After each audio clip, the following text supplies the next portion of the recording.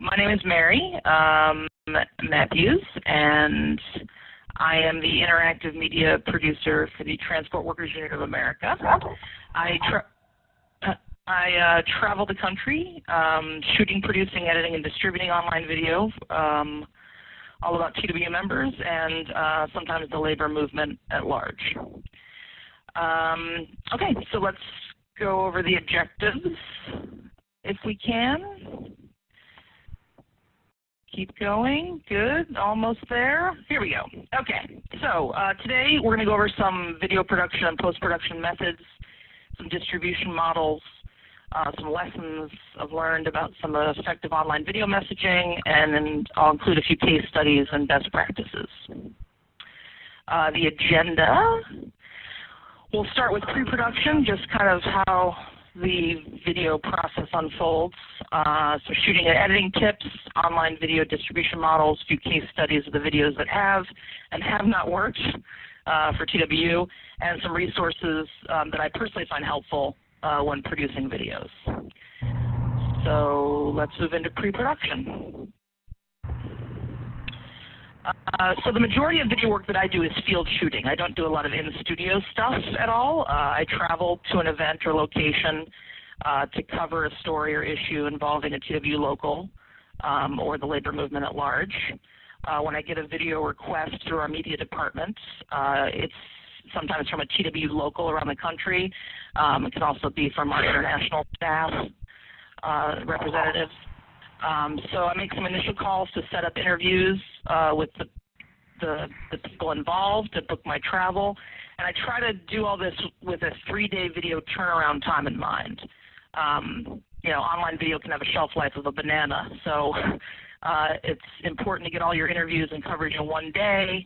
I try to edit that night or the next day, and then upload the following morning, that third day. Ideally, it doesn't always happen that way, but that's what I attempt. And especially when I'm covering like a rally or protest or march, something that's very timely, you know, fast turnaround obviously can mean better distribution and social sharing online. I also try to prep some questions and do a little research, prepare some of my interview questions before shooting. Obviously, knowing other questions are going to pop up as the interview goes on, but you know, it's good to have a starting point. I also kind of do some initial research of the situation I'm walking into, whether it's a strike, bankruptcy, labor dispute.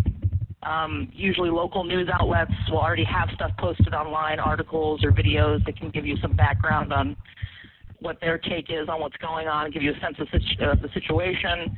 And then, you know, you may discover an angle that isn't being covered, which your video then can be the voice for, which is cool, which is usually the voice of the worker and not the company. But anyway, okay, moving into production and shooting.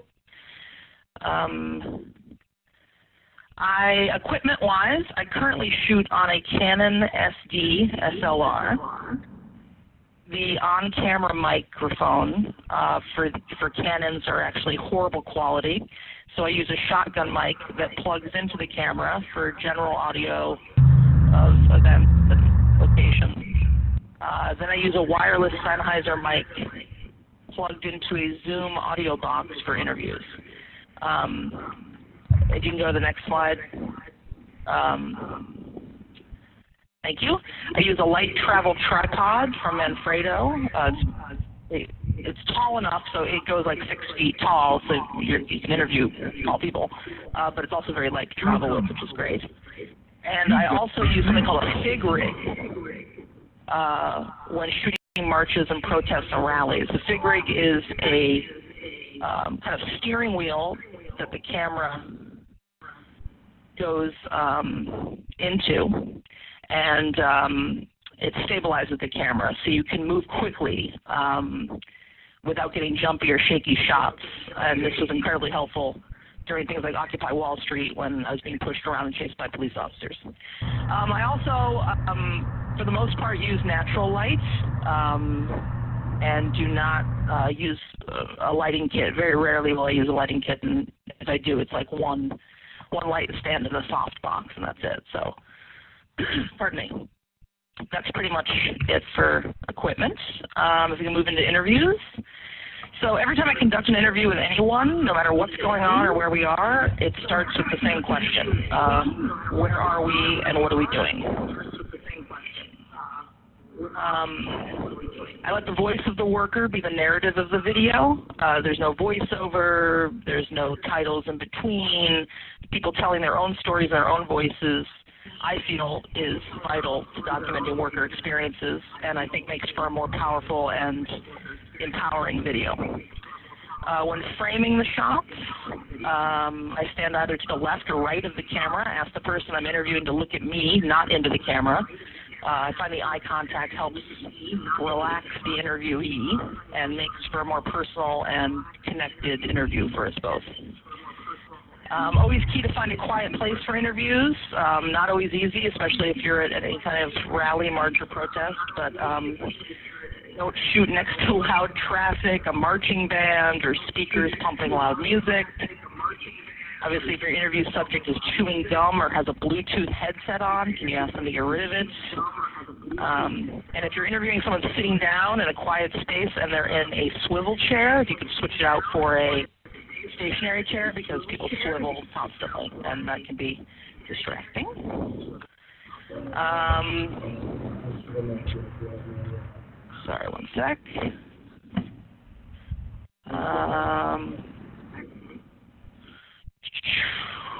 Sorry. Okay. I find that I only need to interview a handful of people to tell a story. I can be kind of economic with the interviews, especially if you're trying to do a fast shoot and turn around and upload. There's no need to interview 100 people about what's happening. I find that like 3 to 5 voices will do. Obviously, you want a variety of voices, though. Women, people of color, like, whoever is covering and whoever is involved in this event or whatever's happening. But you want to have proper representation of everyone involved. B-roll. So I think videos that contain just talking heads are incredibly boring.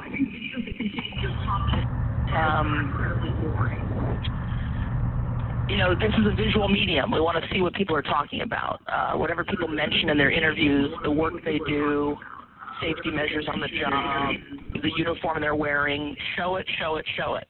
After the interview is finished, you can shoot as much B-roll footage of the workplace, the person you interviewed doing their job, the issues they're talking about. Show as much as you can of what they're talking about. Specifically to rallies and protests and marches, these are obviously an integral part of the labor movement. Labor loves to rally, and turnout is key. It's always good to create a series of short promo videos prior to these events to maybe get people excited about attending. Promos increase awareness and can be shared easily online and help with attendance. Obviously, this is an event that your union is, creating and producing, and that's where that's relevant. Rallies and protests can be some of the most challenging videos to shoot. There's a lot of technical challenges. Audio is always a nightmare. And just running around and getting stable shots. The format usually is a variety of speakers. There's some music, covering all of it as a one-woman person, like shooter, editor like myself. It obviously takes some juggling. I usually get an upfront spot close to the podium early on. I use the camera on a tripod with a shotgun mic, or sometimes I'll place a wireless mic on the podium. Now, behind you is a huge crowd of people, right, watching all this happen. So it's important to get their reactions to what's being said and going on as well. So I usually have a second camera, a small flip cam. I recommend the Kodak ZI-8, which is really decent HD quality, very affordable. Also, the Exacti HD is a great small handheld camera. And as I'm shooting with the Canon, the speakers, I will turn back and record some B-roll of the crowd reactions, cheering, whatever. And then I cut in that crowd footage later over the speaker clips that I choose, just to give a real sense of the event, the amount of people in attendance, you know, like just kind of capturing the moment. Excuse me.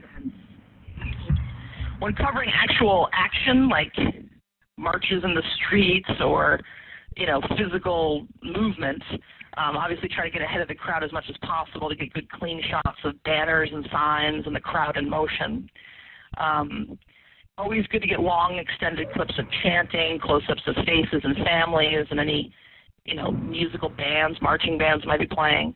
I mean, these events are all about unity, and capturing that on video is about grabbing moments and kind of piecing them together to kind of tell the story of the day.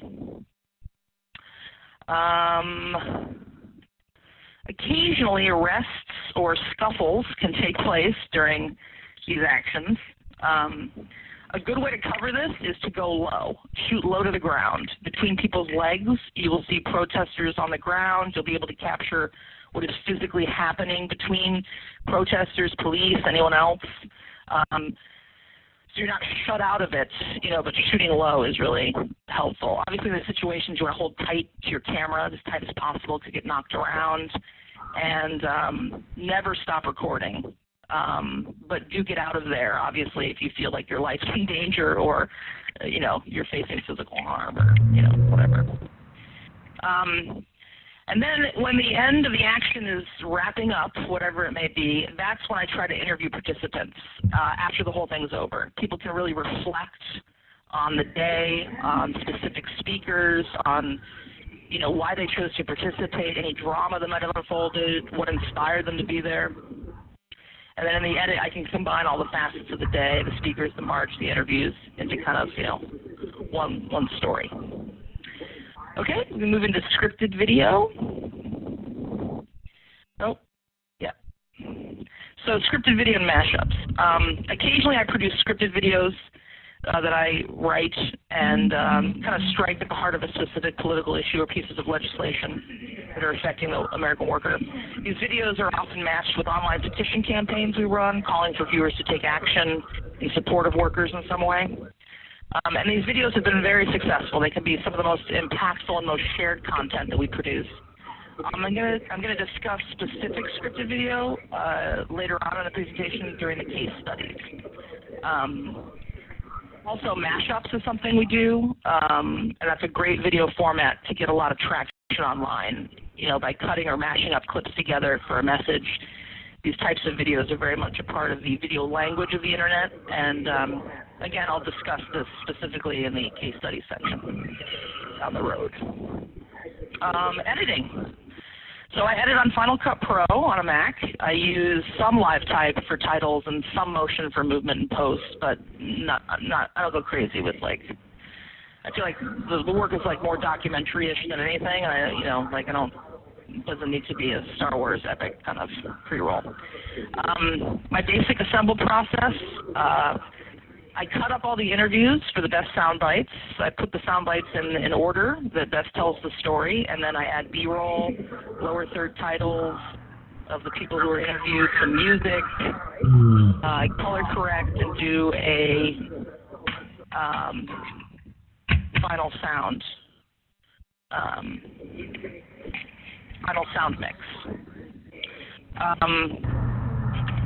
Your final product, I mean, ideally, you know, a 2-minute, 30-second to 5-minute video, obviously. We consume so much information online on a daily basis. I feel like a video needs to get in, get out, and get shared. You know, the longer the video, the less anyone is interested, unless it's the Kony 2012 video, but we all know what happened there. Okay, moving on to export and upload, which is the next slide. Thank you. So I've done a lot of practicing with different compressions and exports for video and what looks good and what doesn't on what browsers and players. So this is kind of years of experimenting. I've come to these settings. So this is what works best for us. I export the video from the Final Cut Pro timeline, the final edit, as a QuickTime with all current settings, and I save the file to my desktop. I then open that saved file in QuickTime and export it from QuickTime as an M4V Apple TV file. And that is the file that I then upload to my colleagues for approval, and then once the video is approved, I move into distribution. Distribution. Next, thank you. So we live in an age where people experience the internet in many different ways. Obviously, computers, phones, tablets, gaming systems, televisions. I think it's important to be everywhere everyone watches video and make videos obviously viewable on every possible device. So. Hi, Mary, this is Jackie. Can you pause this for a second? Can everyone please put themselves on mute? All right, we're going to have a little audio difficulties here. Everyone, can you please mute yourself? Had a lot of issues with people talking. I'm going to mute everyone right now, and only Mary will unmute herself.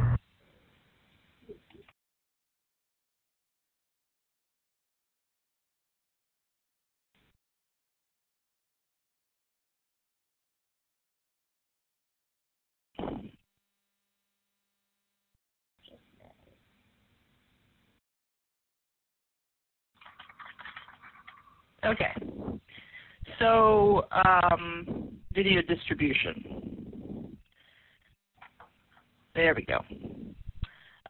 Okay, so obviously make your videos viewable on as many platforms as possible. Create channels on every possible video viewing site there is. YouTube, Vimeo, iTunes Podcast, Blip, TiVo, Brightcove. A site called TubeMogul is a great site where you can upload your video file once and then distribute it to a host of video sites from there. So it's only one. You don't have to sit and upload to a bunch of sites. It's just one, and then it casts out from there. That said, YouTube is the primary embed we use for sharing. It is the video brand of the world that watches video online. It's most shared on social platforms. I feel it's just and the quality of YouTube videos, the compression's fine. So that's usually the link we send out and the embed we share. But we do send video a bunch of different places, just to have it wherever eyeballs are. Another thing we do is directly emailing members and groups with a video. When it comes to distribution, I don't underestimate the power of a well-written email. When a video goes live, I personally email every president of a TW local a list of labor and union bloggers that I've compiled, media contacts, colleagues, family, friends. I encourage them to share the video on their Facebook pages and Twitter feeds. I write to them in a very personal, genuine way because the video I'm sharing matters to me and I think should matter to them. As a result, TW locals often cross-post the videos to their local site, Facebook and Twitter pages. Labor bloggers share our videos, as does the AFL-CIO. In addition, TW videos are featured on the main page of our TW.org website. The video is shared with TW members in an e-blast and posted on our Facebook and Twitter and Tumblr pages. On social networking platforms, we often tag people and organizations we want to pick up the video, like MoveOn.org, Rachel Maddow, Occupy Wall Street, other unions, the labor movement. There's uprisings and protests happening at a fever pitch all over the world these days. Obviously, our online communities often mirror our offline ones. And social justice, continues to be a huge driving force for millions of people online. Videos about workers' rights, issues in the workplace, labor at large, are shared because they tap into the global concerns, I think, of so many. Growth and engagement. So if the internet is a conversation, a like or comment is made on a TW video from someone we are not friends with or don't follow, we engage them directly. We friend them on Facebook, we follow them on Twitter, we keep the conversation going and add them into our distribution list. Also, at any of these events I'm covering, always connect with fellow media makers at labor events. Share pictures, share video, share posts. encourage crowdsourcing amongst each other, add them to your video distribution list. I mean, it's, there's a real grassroots element to this kind of work, I mean, you just, grow as you go, You become a labor resource for video, Frontline on PBS, options some TW footage for a documentary on Occupy Wall Street. Singer Tom Morello used TW video footage in his music video Uniontown. The more videos you make, the more videos are shared, the more you'll be seen as a footage resource for the labor movement at large. Okay, moving into tracking your videos. So, what are the results? For every video I publish online, I create a Google alert for that video title, so I get a notice every time the video is cross-posted somewhere.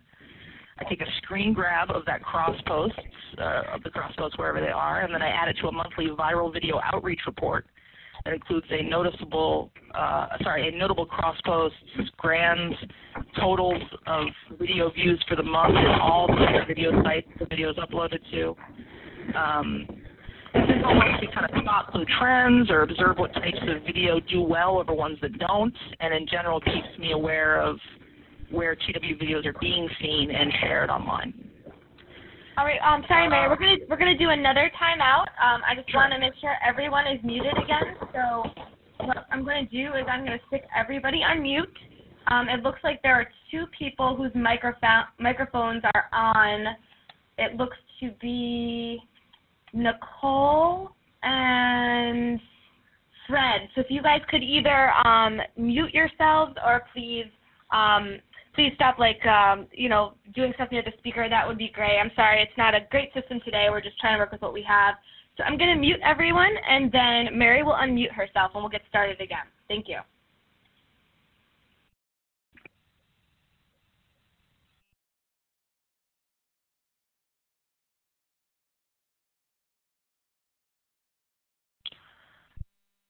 Okay, so let's move into the case studies. We're going to look at a few videos. Don't start them yet. I'm not going to play full videos for you. I'm just going to play a little bit, and then I'll ask Jackie to stop them at some point. So just to give you an idea. So let's look at a few videos that have worked well for us, and then I'll talk about the ones that haven't. The TW Young Workers is a newly formed committee. They had their first action together this past May Day in New York City. They are young workers from around the country, TW members, who are working to promote and invigorate the labor movement, from a youthful standpoint, youthful angle. They marched through Manhattan on May Day, and they occupied the lobbies of union-busting law firms. Now, for a first action, this was incredibly impressive. It was very high stakes in that there was a lot of police presence following us around and a real threat of arrest. So if you could press play, we'll watch a little bit of this.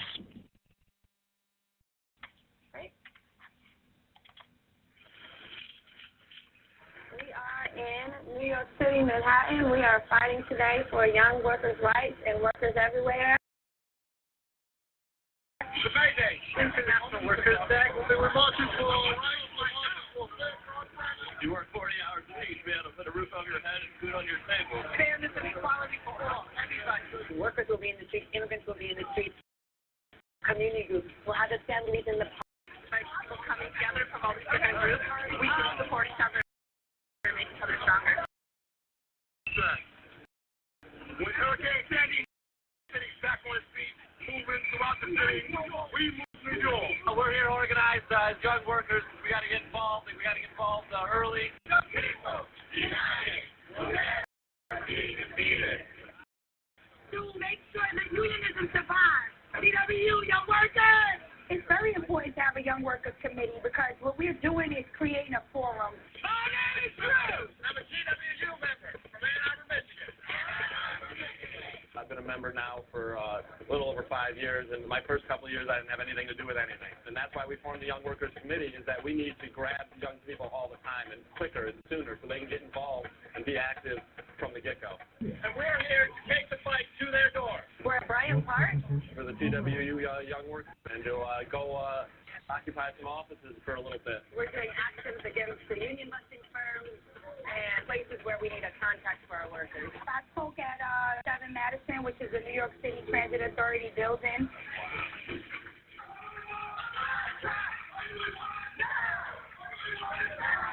This is my first action I've done of that sort.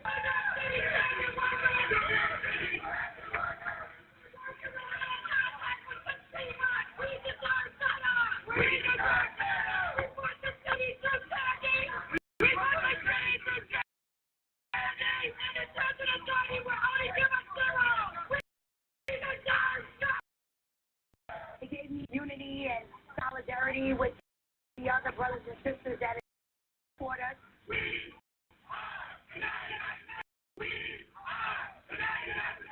And also a sense of power to invade on their personal space to let them know that CW Local 100 is here to stay. There was a heavy police presence. It was a little scary for a little bit. We got into every lobby that we planned on getting into.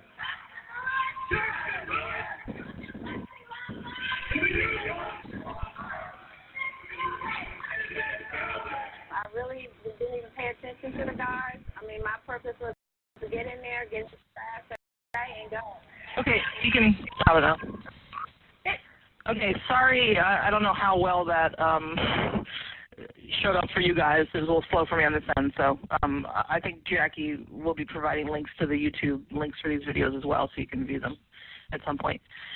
Okay, so this Young Workers video did well online because it tapped in directly to the Occupy Wall Street community, which is, they have a huge following on Twitter and Facebook and cross-posted like crazy, which is that it was picked up by Michael Moore and labor community and other folks. And it had a real element of how is this all going to turn out, you know? Are people going to get hurt? Are people going to get arrested? There was a little like, you know, what's going to happen? So I think that's why that did well. Next slide. This is a scripted video, Worst Governor Ever, which did particularly well for us. It was a campaign we ran. It was one of our most successful new media projects. In response to Wisconsin and Ohio and the huge onslaught of anti-union governors all over the country, we launched an online election where people could log in online and vote for who they thought was the worst governor ever. And then they would be elected online and everything. So if we can play a little bit of this video just to set it up.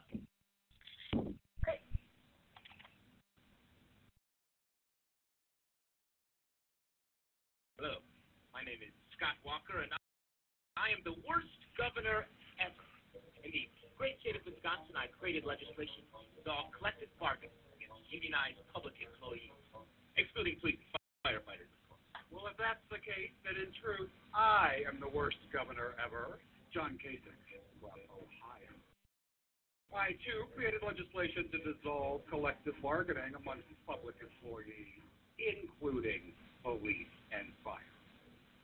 Victory in your parade, boys, but it is I, Paul LePage, from me. I removed a public argument from the Labor Department because it was too pro-labor. I also told the NAACP to kiss my butt. I hired my 22-year-old daughter to my staff at a salary triple the amount of those firefighters and police officers you mentioned.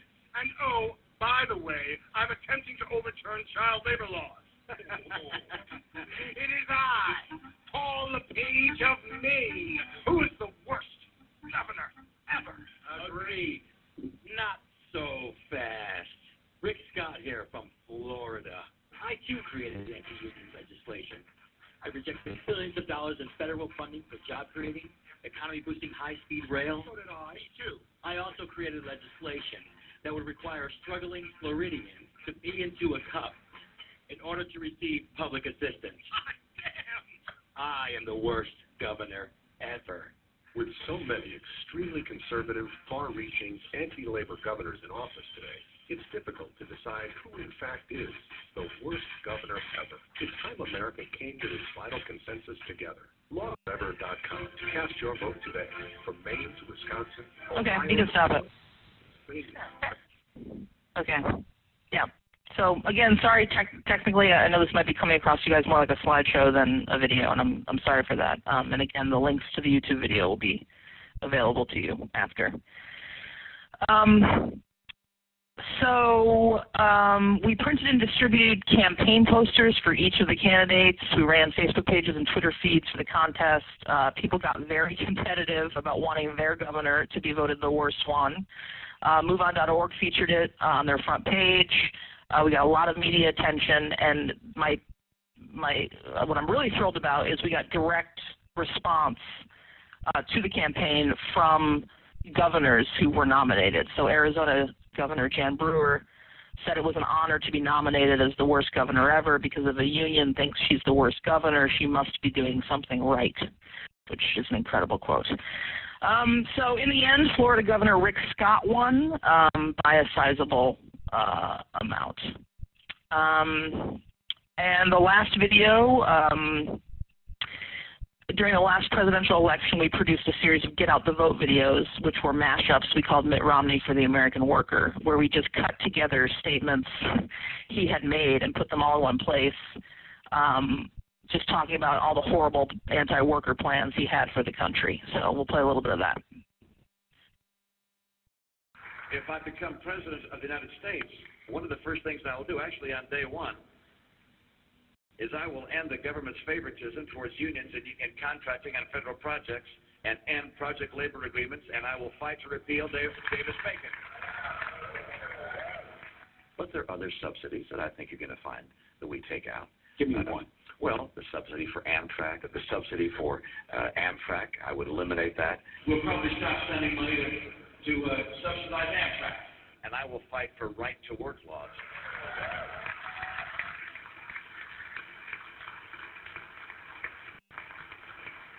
Okay, that's pretty much it. You can stop there. So mashups, obviously, there are more creative ones where you put kind of two different, mediums and ideas together to make a new thing. This is a kind of a lower form of mashup where it's just mashing, these kind of clips together, all about, Romney and what he said. But I personally find them super fun to put together, and these types of videos are definitely, very commonplace in internet culture. And I think the series did well. It inspired people to get out and vote, for sure, on worker issues, and it got a lot of cross-posting in general in the labor community. What videos haven't worked? Next slide, which I will not bore you with. The ones that didn't work, I'll just say, the ones that don't get a lot of views, as much as I push them out, have to do with conferences and meetings and gatherings where there's a lot of talking and presenting and no action. Video is a visual medium, and, meetings can be dry. A video of a meeting is even drier. Obviously, these events are important to document. We did, there's an assault conference, Transit Work Assault Conference that happened in New York, very important, a lot of people involved and there, and that's important to show and to share some of what was said. And these, kinds of meetings represent partnerships and collaborations that are very important to show, but they get little to no views online. It's like if you didn't go to the event and you wanted to see what happened, even those people aren't really watching. So not much success there. Okay, just some resources in general that I find helpful, that I use a lot in producing pretty regularly. The Internet Archive. This is a massive library, digital library online, all free, rights-free video and images that you can use. So you just kind of have a search feature and you plug in what you're looking for, and you can just use it. It's actually been around since the early days of the internet, and so it really represents kind of just a massive free use library of a lot of different things, which is great. Music, I use a lot of right stream music for videos, and I find them kind of all over the internet. I mean, iTunes has some collections you can buy, but also there are a lot of Creative Commons music sites, places like Smart Sound, where a lot of young emerging, music makers who want their music out there too, and obviously you would just credit them at the end of your video and kind of a share and share alike relationship. And obviously Flickr for any Creative Commons images that I may need that I didn't get myself of something. Sometimes they'll be on there. And that's pretty much it. I guess I could open it up for questions now. Okay, everyone. This is Jackie with the AFL-CIO. I just want to thank Mary. That was a really great presentation despite our sound difficulties. So if anyone has any questions, please go ahead and send them via the notes function, and I'll read them out loud to Mary, or she can see them herself if you send them out to the group. I also just want to remind everyone that the videos will be available on AFL-CIO.org/digital training. You'll also have access to all of Mary's slides and notes. You can, if you missed anything, you can see all of that. So take it away. Okay, we have a question from Sasha. What is the technical process that you use to put together a mashup video? Sure. Like if we use the Romney ones as a example, just go to YouTube or Google and do searches for any labor speeches he may have made, or any speeches in relation to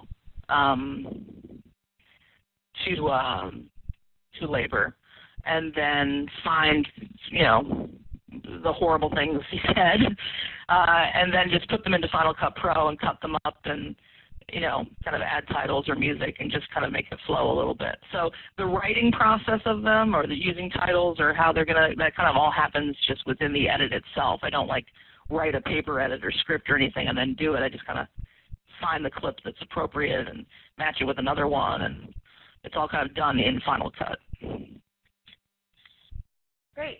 We have a question from Kevin that maybe a couple of us could chime in and answer. He said, do you need an IATSE, EOTC, or union card to make videos, a union bug, or a made-in-house annotation?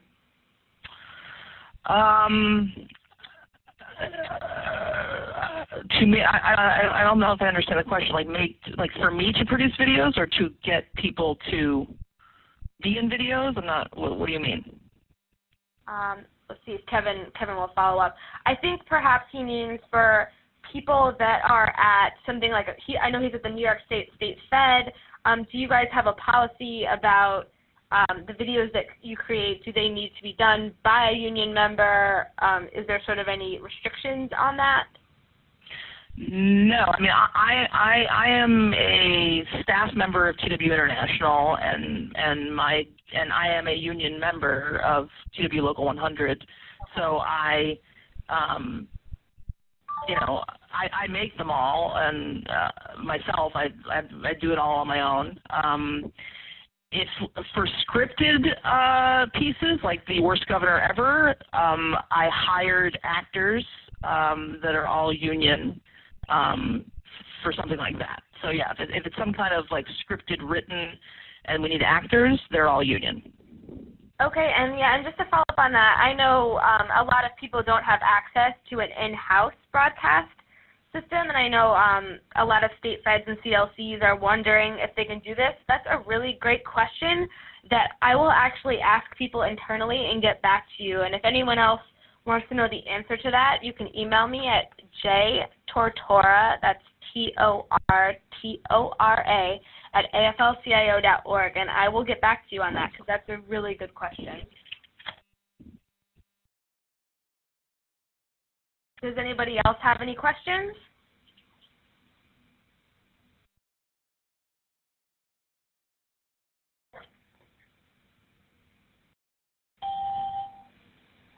Actually, I have one. Mary, do you have any advice for people who are don't have sort of expensive video equipment? Is there any way you can sort of make sure maybe something taken on an iPhone looks good, or are you pretty limited with the equipment that you have? No, my audio. I mean, iPhones obviously, or any kind of decent video taking phone, especially in the age of Vine video and a lot of these apps, these great video apps that are coming out. Yeah, I mean, some of the advice for an iPhone camera is the same for the bigger equipment. Like, if you're recording something, don't be next to a loudspeaker pumping music. Frame someone if you're trying to get something. Just like kind of frame them so they're looking. That's kind of a nice setup shot. I mean, make sure your audio is on the camera. And my biggest thing is shoot landscape. Like everyone uses their video, upright in the profile way. Like flip the camera to landscape so it actually has that nice, video look as opposed to black bars on each side when you do upload it. Great, that's really helpful. Does anyone else have any more questions before we wrap up?